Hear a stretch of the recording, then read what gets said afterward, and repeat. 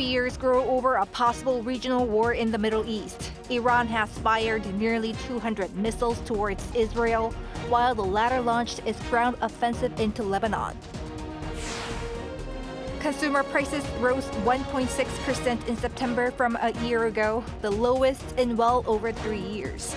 It was largely affected by the prices of oil products.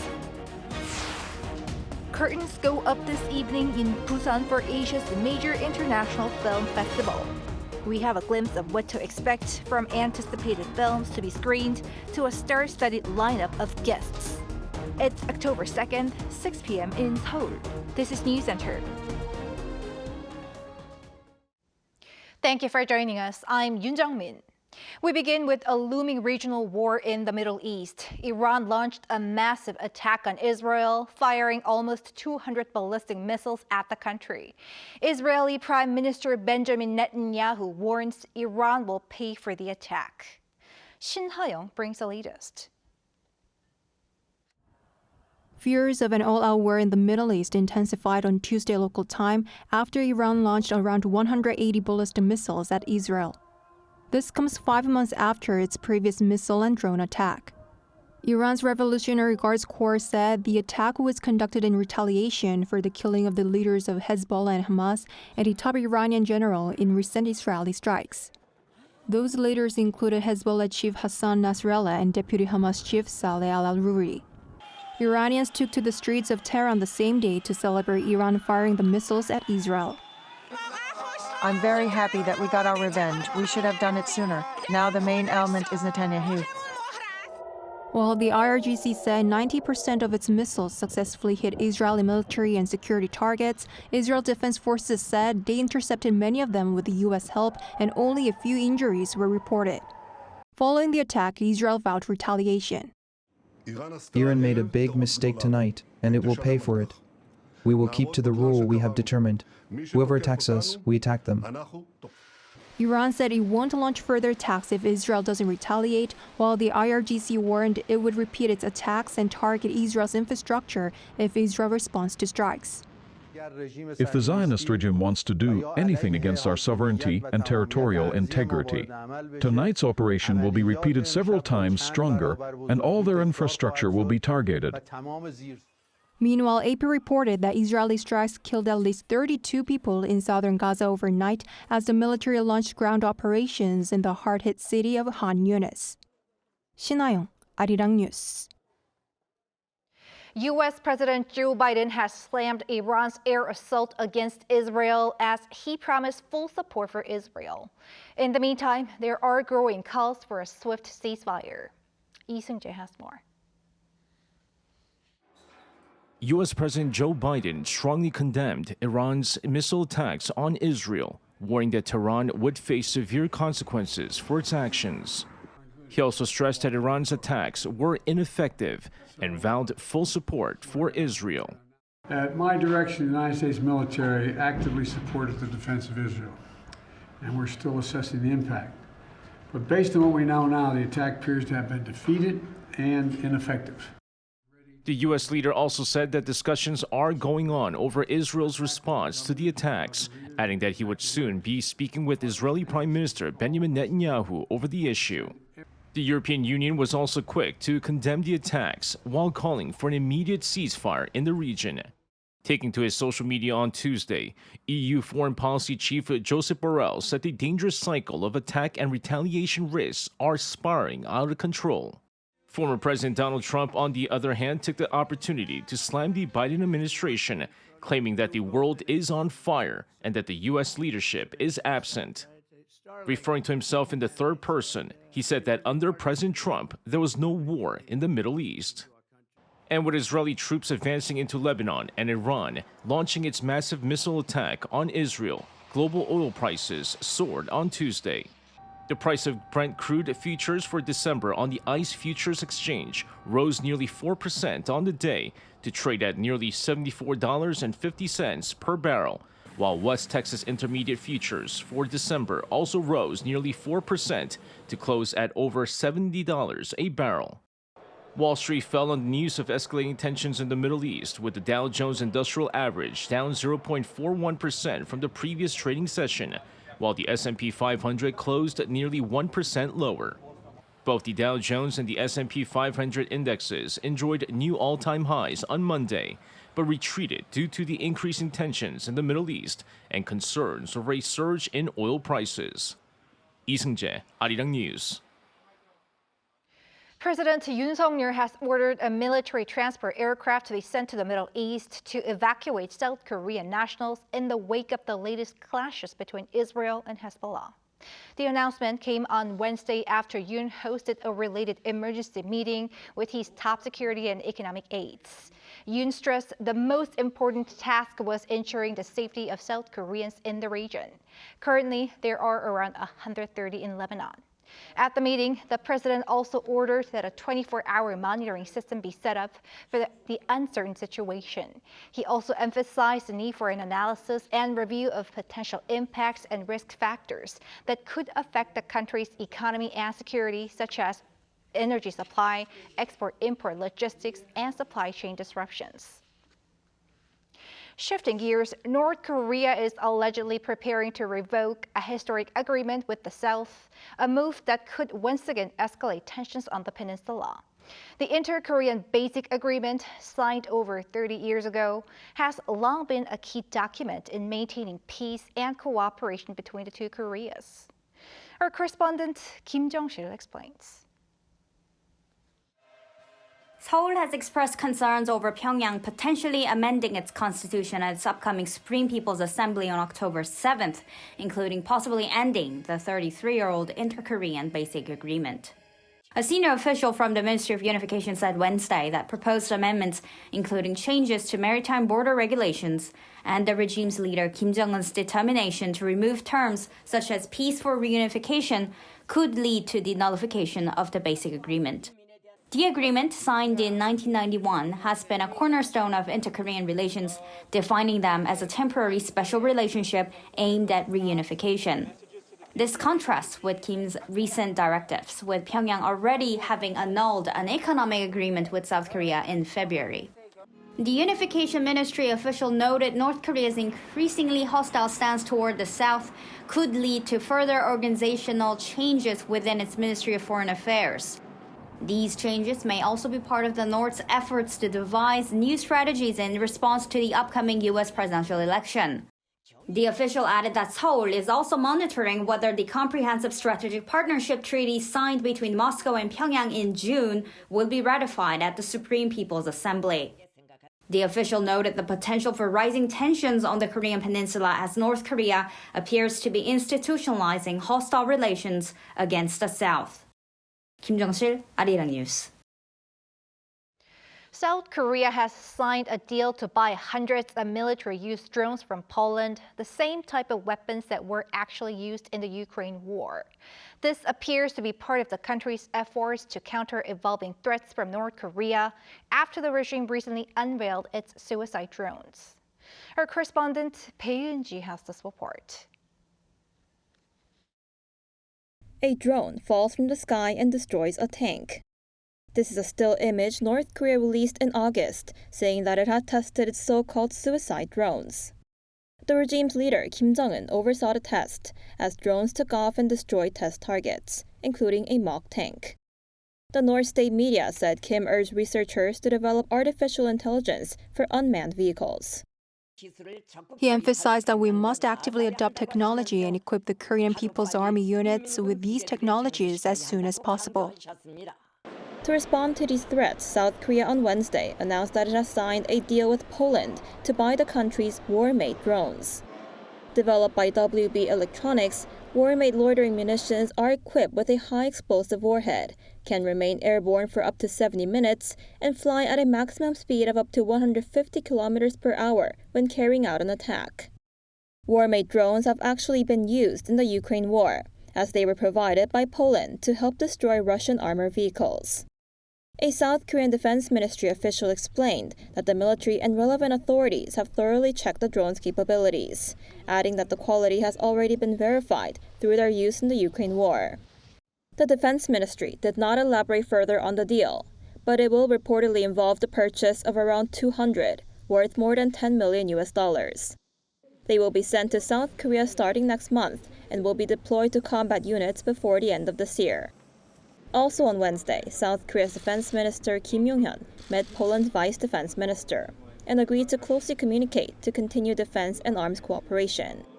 Since the start of the Ukraine war, Poland has bought a number of South Korean weapons systems, including K-9 howitzers, K-2 tanks, F-A-50 fighters, and Tommu multiple rocket launch systems. As drones continue to change modern warfare, both Koreas are working to prepare for future conflicts. 배은지, Arirang News.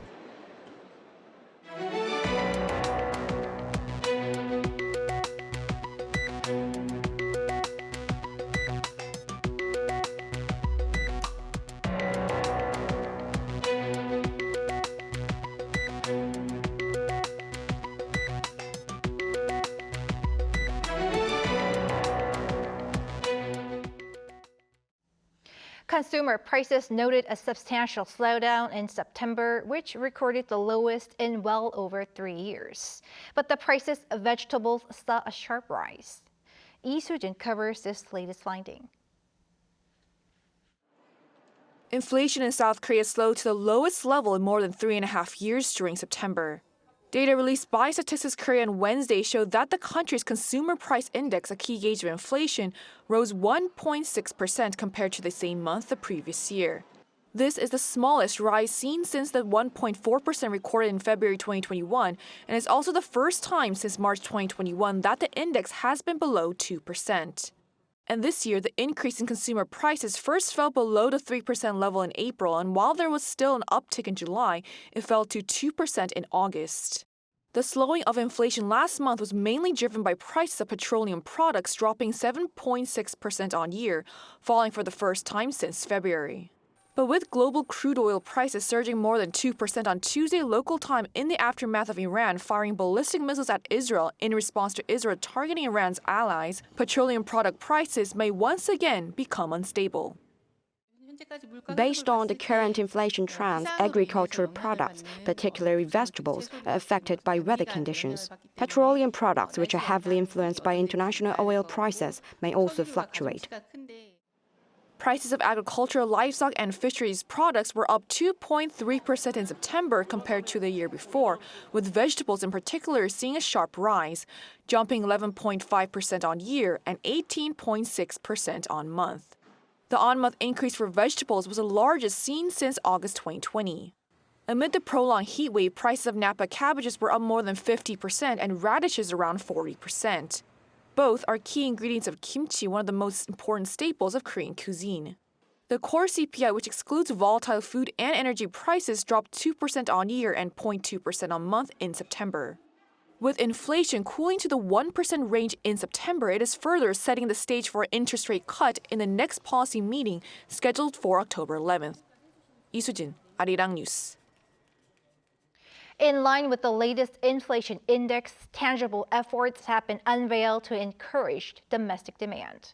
Speaking at an economic ministerial meeting on this Wednesday, Finance Minister Choi Sang-mok said the government will open up its reserves of cabbage and extend tariff quotas for certain products, including a number of imported fruits. With regard to the decline in demand for electric vehicles, he spoke of additional support measures such as the early implementation of the battery certification system and the expansion of corporate liability insurance. Also, families with many children wishing to buy EVs will be offered greater subsidies. Foreign direct investment in South Korea reached an all-time high for the first to third quarters of the year. The Ministry of Trade announced on Wednesday that foreign investment increased by 5.2% compared to the same period last year, reaching over $25 billion. By sectors, investment in the manufacturing industry rose by over 36%, with significant growth in areas such as electronics and machinery. By country, Japan saw an increase of over 412%, making it the highest ever, with China following in second. In Japan, new Prime Minister Shigeru Ishiba spoke over the phone today with his U.S. and South Korean counterparts. Our Yoon, he explains what this new leadership could mean for the country's neighbors and allies. Shigeru Ishiba triumphed in what was his 5th attempt to become Japan's prime minister.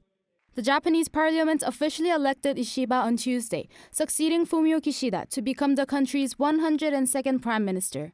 The 67-year-old veteran politician and former defense minister detailed his policies at a press conference later that day, warning that the security environment surrounding Japan is the most severe since the end of World War II. Through diplomacy in light of realistic national interests, we will build on the US-Japan alliance and expand connections with like-minded countries. By enhancing both diplomatic and defense capabilities, we will maintain peace in the country and stability in the region.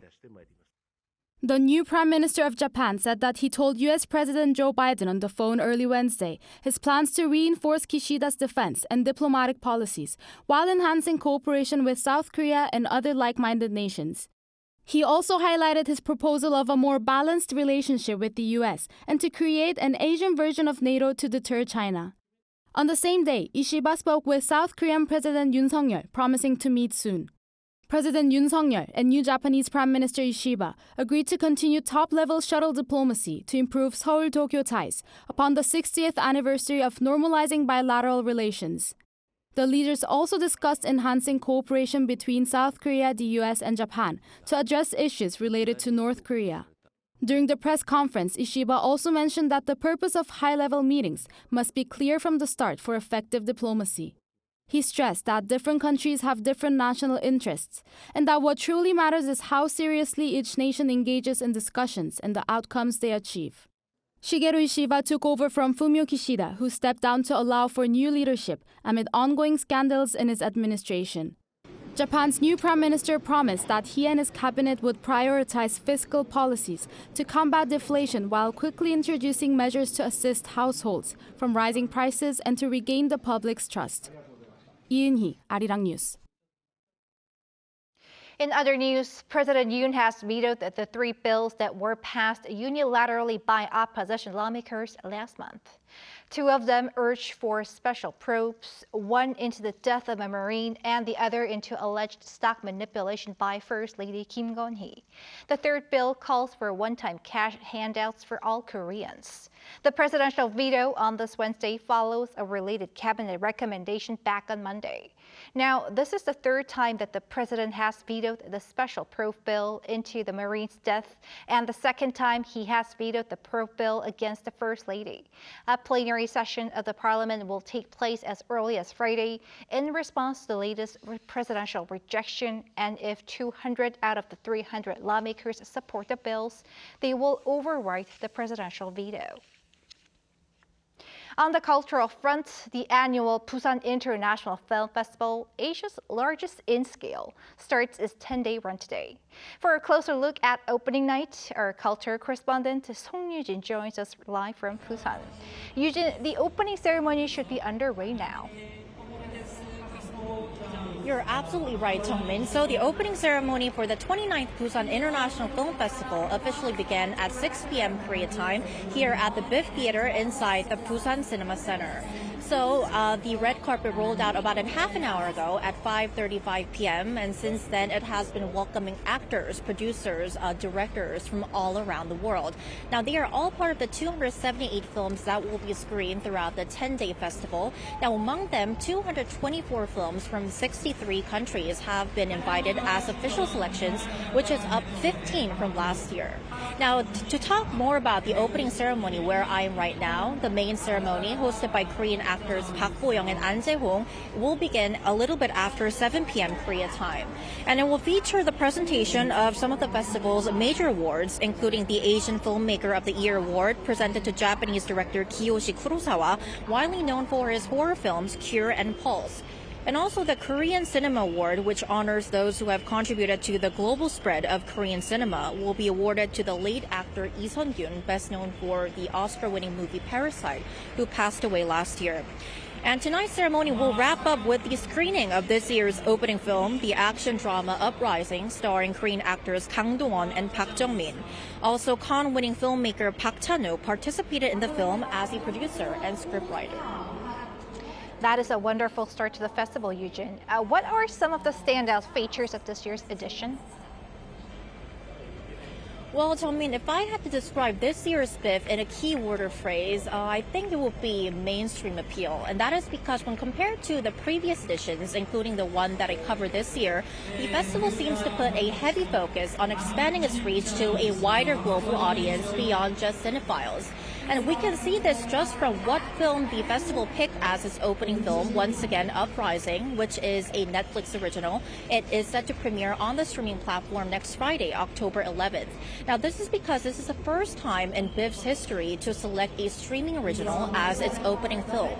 And also the film RM, Right People, Wrong Place, a documentary showing the BTS member's journey of making his solo album, will make its world premiere here at this year's BIF.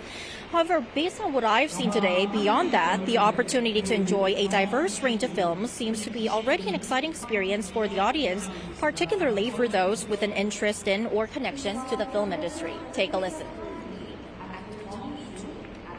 My impression is that the Busan International Film Festival has a pretty solid reputation and is up there with some of the film festivals that get the most traction culturally. I'm so excited to see a film that my friends produced, and it's a film that takes place here in South Korea and Jeju Islands.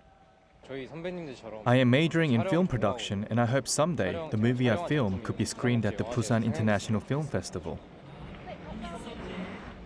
Impressive. What other major events can visitors look forward to during the festival? Well, I would like to talk more about the film lineup first, because among the films that will be screened at this year's BIF, several of them have actually won big awards at major international film festivals. Among them is Grand Tour by Portuguese filmmaker Miguel Gomez, who was named as Best Director at this year's Cannes Film Festival. So in light of this, a special program titled Miguel Gomez, a filmmaker of joyous melancholy, will screen the filmmaker's 8 works. And also regular programs, which include Actors House, Open Talk, and Outdoor Greeting, will provide attendees a unique experience to directly engage with their favorite actors and directors by participating in Q&A sessions and also lectures. So for those of our viewers who are interested in checking out this year's Busan International Film Festival, you can reserve tickets at the festival's official website. That's all I have for now. Back to you, Tony. That was our culture correspondent Song Yujin at the Busan International Film Festival. Thank you.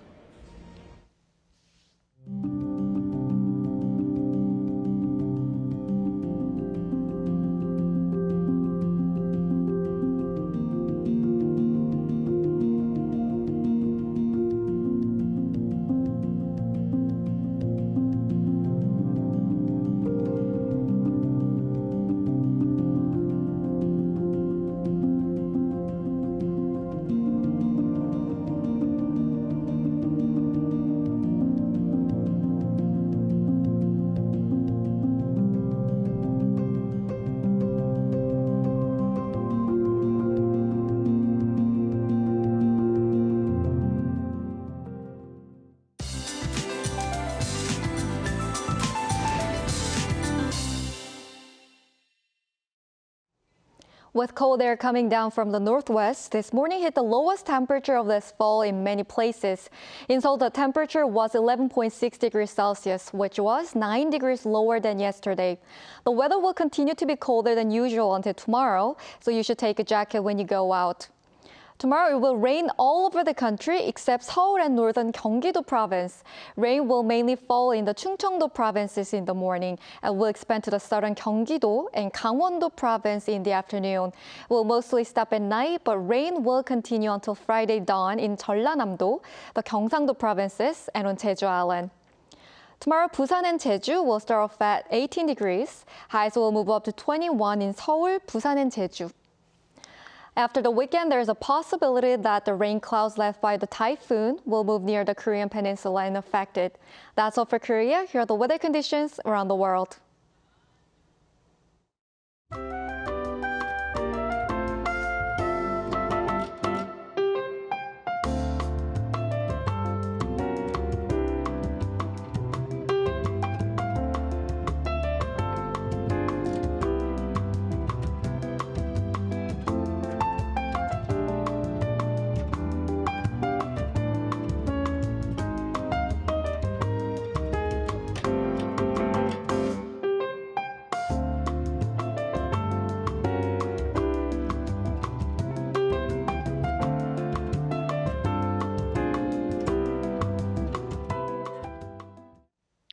That is Newscenter for tonight. Thank you for watching. A panel session coming up.